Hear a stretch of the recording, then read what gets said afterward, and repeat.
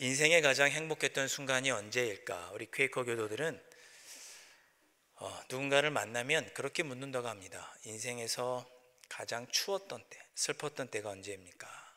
가장 따뜻했던 때, 가장 행복했던 때가 언제입니까? 그리고 예수님을 만났을 때는 언제입니까? 이 세 가지 질문을 함께 하면서 서로 안부를 나누고 인사한다고 합니다. 저에게 있어서 가장 행복한 때가 언제였을까? 오늘이기도 하지만 가장이라는 단어를 붙인다면 가장 행복했던 때는 제 아기가 태어났을 때였습니다.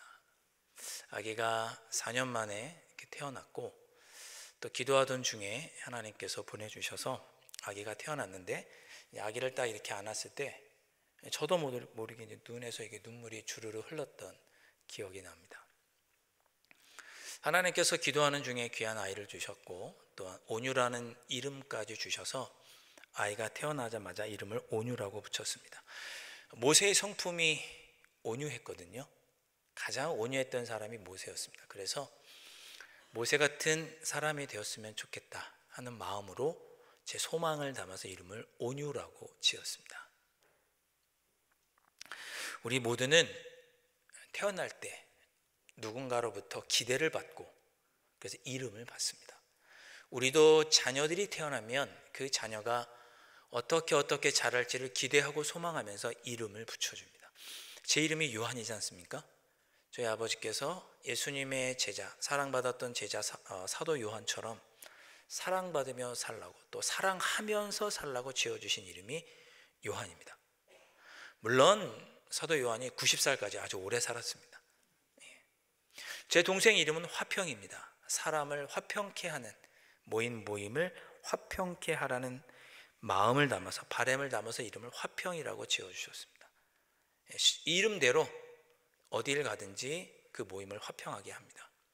이처럼 부모는 자녀들에게 기대하고 바라는 바가 있어서 이름을 지어주고 그 이름대로 자라가도록 평생 동안 기도하고 사랑으로 돌보아 줍니다. 사람도 이렇게 자녀들을 이름을 붙일 때는 그 자녀를 사랑하는 마음으로 기도하는 마음으로 기대하는 마음으로 소망을 담아서 그렇게 이름을 짓는데 하물며 하나님께서 사람의 이름을 지으실 때 그냥 짓지 않으십니다. 오늘 우리가 읽었던 6절 말씀에 보면 하나님께서 한 아기의 이름을 적어주시는데 아주 특별한 이름입니다. 6절 말씀에 이는 한 아기가 우리에게 낳고 한 아들을 우리에게 주신 바 되었는데 그의 어깨에는 정사를 메었고 그의 이름은 기묘자라 모사라 전능하신 하나님이라 영존하신 아버지라 평강의 왕이라 할 것임이라. 아멘. 하나님께서 마음에 품고 있는 기대와 소망이 있으셨습니다.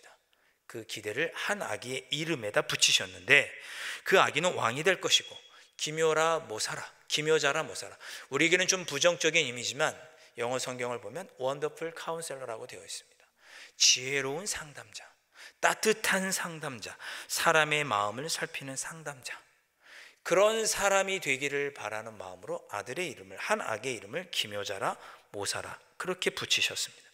또 이름을 뭐라고 붙이셨냐면 전능하신 하나님이라고 붙였습니다. 사람이 하나님이 될 수는 없지만 그 아이가 자라서 하나님만큼 능력 있는 사람이 되도록 하기 위해서 전능하신 하나님이라는 이름을 붙였습니다. 그리고 영존하신 아버지라는 이름도 붙였습니다. 영존한다는 것은 영원한 거죠.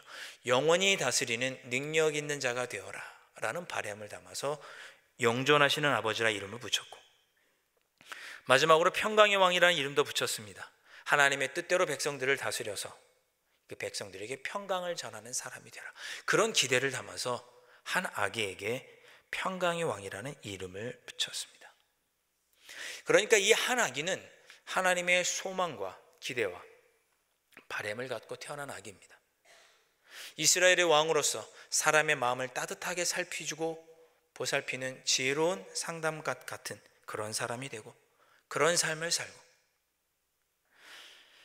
백성들을 돌볼 뿐만 아니라 그들을 또한 능력 있게 다스리고 영원히 다스리고 그들에게 평화를 베푸는 그런 사람이 되라는 기대를 가지고 태어난 아기이기 때문에 이 아기는 그러한 사람이 될 우리의 희망이요 소망입니다. 왜 이사야 말씀에서 갑자기 한 아기에 대한 말씀을 하나님께서 이사야 말씀에 주셨을까? 이사야 시대에는 그렇게 시대가 그렇게 좋지 못했습니다. 북쪽의 북쪽에 있는 아수르라고 하는 제국이 북이스라엘을 압박하는 것 때문에 북이스라엘은 멸망할 위기에 처해 있었습니다. 북쪽에 있는 강대국 아수르 제국이, 지금 우리 세계사로 아시리아라고 부르죠. 그 강력한 제국이 북이스라엘을 압제하자 나라가 멸망할 위기에 처해 있었습니다. 사회적으로는 부패해 있었고 하나님을 섬기는 일은 눈을 씻고도 찾을 수가 없었습니다. 그런 위기와 멸망 가운데 이사야 선지자가 등장하여서 우리가 이렇게 힘들고 어려운 이유는 하나님의 뜻대로 살지 못했던 불신앙이 원인이니 우리가 회개하자, 다시 하나님의 뜻대로 살자. 그러면 하나님께서 우리를 이처럼 구원해 주시고 회복시켜 주실 것이다. 그 증표가 누구냐? 바로 한 아기가 태어날 터인데, 그 아기가 태어나면 그것이 이러한 구원과 회복이 이루어질 것이라고 하는 증표다. 이렇게 말씀을 하고 있는 것입니다. 우리가 이렇게 힘들고 어려운가, 하나님께서 우리에게 구원과 회복을 주지 않으시면 우리는 살 수 없으니 이 위기에 하나님께서 우리에게 구원과 회복을 주시기를 원하고 그렇게 주실 것을 약속해 주시는 사건이 뭐냐? 한 아기가 태어나는 일이다. 그렇게 이사야는 선포하고 있습니다. 그러면 한 아기가 이 땅에 와서 구체적으로 우리의 삶을 어떻게 회복시킬 것인가? 1절과 2절 말씀에 전에 고통받던 자들에게는 흑암이 없으리로다 그랬고, 2절에서는 흑암의 해가 된 백성이 큰 빛을 보고 사망의 그늘진 땅에 거주하던 자에게 빛이 비칠 것이다 그랬습니다. 세상이 여전히 캄캄하고 어둡고 악이 관영하고 가득한데, 그러한 어둠 가운데 빛이 비치고 어둠은 사라지고 고통은 물러가게 될 것이다. 그 증표가 뭐냐? 한 아기가 태어나는 일이다. 그렇게 말씀하고 있습니다. 이어지는 3절 말씀 보시면 주께서 이 나라를 창성하게 하시며 그 즐거움을 더하게 하셨으므로 추수하는 즐거움과 탈취물을 나눌 때의 즐거움 같이 그들이 주 앞에서 즐거워하오니, 우리가 다시금 하나님께로 돌아가면 하나님께서 우리를 구원해 주시고 회복해 주셔서 우리 안에 마치 추수한 것 같은 기쁨이 있고 전쟁에서 승리하고 전리품을 나누는 것 같은 그런 기쁨이 우리에게 회복될 것이다. 지금 비록 우리가 힘들고 어렵지만, 어둡지만, 침침하지만, 앞이 보이지 않고 힘들고 어려움에도 불구하고 우리가 이렇게 구원받고 회복될 수 있다. 그 증거가 뭐냐? 한 아기를 우리에게 주시는 일이다. 4절 말씀, 이는 그들이 무겁게 맨 멍에와 그들의 어깨의 채찍과 그 압제자의 막대기를 주께서 꺾으시되 미디안의 날과 같이 하셨음이니이다. 사사기 6장, 7장, 8장에 보면 기드온이 나오죠. 기드온이 300명의 용사들 데리고 미디안 군사 12만 명을 물리칩니다. 하나님께서 우리와 함께 하시면 우리가 힘들고 어려운 중에도 그들의 압제와 어려움들을 무찌르고 꺾고 우리가 회복되고 승리하게 될 것이다. 그 약속의 증표가 뭐냐? 한 아기가 태어나는 것이다. 이런 아기는 꼭 태어났으면 좋겠습니다. 이런 아기가 꼭 태어났으면 좋겠어요. 우리는 이 아기가 누군지 알죠? 누굽니까? 예수 그리스도. 할렐루야. 우리의 삶에 이런 회복과 구원과 회복을 주시며 삶의 회복을 주시기 위해서 한 아기가 태어났는데, 그 아기가 2000년 전에 태어났습니다. 바로 예수 그리스도십니다. 마가복음 4장과 5장의 말씀을 연이어서 보시면 예수님께서 이 땅에 오셔서 하신 여러 가지 일 중에 이런 이야기가 있습니다. 예수님께서 이 땅에 오셔서 천국 복음을 증거하시는데, 마가복음 4장을 보면 씨 뿌리는 비유를 통해서 천국은 이런 곳이다라고 설명을 해주십니다. 그리고 그날 밤에 피곤하고 쉬셔도 될 텐데 예수님께서 곧장 갈릴리 바다를 건너서 건너편으로 가십니다.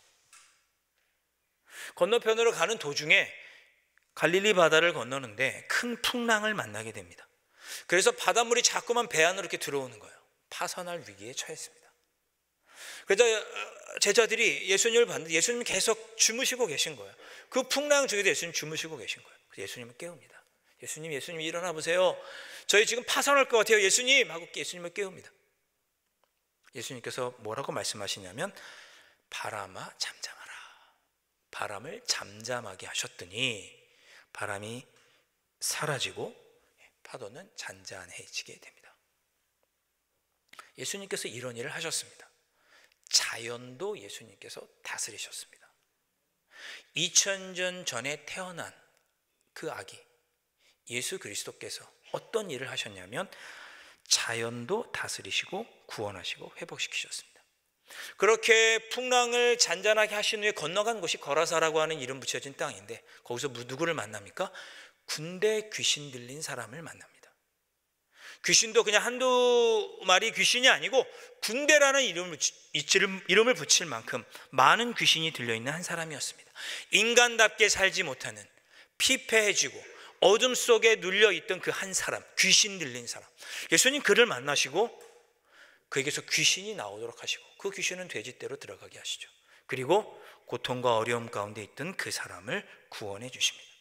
예수님께서는 자연현상도 다스리시고 귀신 같은 영적 존재도 다스리셨습니다. 자연도 구원하고 회복시키셨을 뿐만 아니라 초자연적인 영적 존재들도 다스리고 구원하시고 회복시키셨습니다. 그것을 누가 하셨느냐? 예수님께서 하셨습니다. 이어지는 마가복음 5장에 보면 예수님께서 회당장 야이로의 딸을 고치십니다. 소식을 들으니 회당의 장이었던 야이로의 딸이 아프다는 이야기를 듣고 예수님이 그 딸을 고치러 가십니다. 가는 도중에 12년 동안 몸에 피가 마르는 혈루증을 걸렸던 여인이 예수님의 옷깃을 만집니다. 그 잡았더니 그 여인의 병이 낫게 됩니다. 예수님이 그 야이로의 집에 갔더니 그 아이가 이미 죽어 있었습니다. 예수님은 죽었다고 말하지 말아라. 이 소녀가 잔다라고 말하시고 그 소녀에게 이렇게 말하십니다. 소녀야 일어나라. 달리다굼 소녀야 일어나라라고 말씀하시니 죽었던 소녀가 다시 깨어나게 됩니다. 예수님은 우리를 죄에서만 구원하시는 그런 분이 아니십니다. 우리의 삶도 질병도 영적인 것도 자연마저 다스리시고 고치시고 구원하고 회복해 주시는 분이 누구냐? 2000년 전에 오신 예수님, 하나님께서 약속하신 그 한 아기,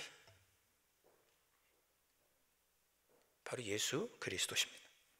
기독교 역사가 증명합니다. 여러분 주변을 보세요. 우리 주변에 예수 그리스도를 믿으시고 마음의 질병이 나으신 분이 없으십니까? 삶의 문제가 해결되신 분이 없으십니까? 예수 그리스도를 믿음으로 말미암아 마음의 질병이 치료되는 분이 없으십니까? 영적인 눌림으로부터 해방되신 분이 없으십니까? 많잖아요. 여러분이 경험하지 못하셨을 뿐이지 그런 일은 있습니다. 예수님께서 그렇게 하실 분으로 약속되어 오셨고 실제로 그런 일을 하셨습니다. 일어나지 않는다고요? 왜 그런 일이 생기냐고? 일어나지 않는다고요? 하나님께서 그렇게 하시겠다고 말씀하시잖아요. 하나님께서 하시겠다는데 무슨 말이 필요하겠습니까? 7절, 오늘 읽었던 7절 말씀, 만군의 여호와 열심히 일을 이루시리라. 하나님께서 그렇게 하시겠다잖아요. 예수 그리스도를 통해서 구원하고 회복하시겠다잖아요. 하나님께서 그렇게 하시겠다잖아요. 무슨 이유와 합리와 공평과 이런 것들이 필요합니까? 하나님이 하시겠다는데 여러분이 믿지 못할 뿐이지 그런 일은 있고 하나님은 그렇게 행하시는 분입니다. 예수님은 우리를 구원하시고 회복시키시는 분이십니다. 그 한 아기가 내일, 이미 2000년 전에 태어났지만 내일 태어난 날을 기념하는 날이 성탄절입니다. 오늘 우리 시온 찬양대가 그 한 아기의 위대한 탄생에 대해서 아름답게 찬양을 했습니다. 여러분, 예수 그리스도를 믿으면 우리의 영혼만 구원받는 것이 아니라 우리의 삶도, 삶의 문제도, 우리 삶 속에 뻗쳐있는 어두움도 걷어나고 우리의 삶도 삶의 문제도 구원받고 회복될 줄 믿습니다. 성탄을 기다리는 여러분의 삶 속에 이 구원과 회복의 은혜가 차고 넘칠 수 있기를 주님의 이름으로 축원드립니다. 기도하겠습니다.